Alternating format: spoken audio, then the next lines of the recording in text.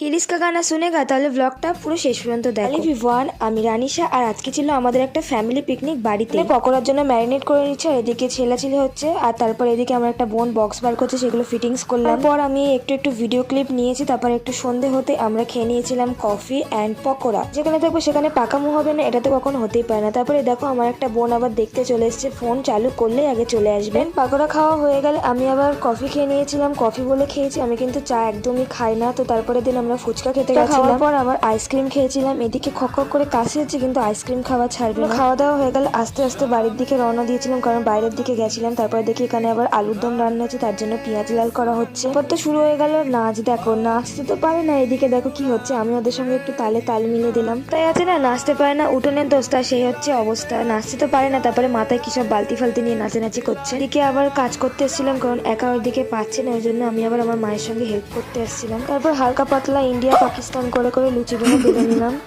এই না মানে আমি কিন্তু ভালোই বেলতে পারি, জাস্ট একদম একটু ফান করার জন্য বললাম। নাচার জন্য গান খুঁজে পাইনি, দেখো গাইস।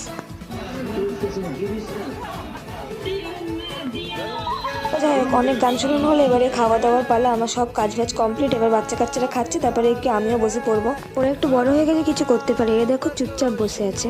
আমার 31st নাইটের ব্লগ, এটা 2025-এর লাস্ট ব্লগ, যদিও এটা আমি 2026-এ আপলোড করবো। তো আজকে ব্লগটা এতটাই, দেখা হবে নেক্সট 15 মিনিট ব্লগ। আল্লাহ হাফিজ, বাই।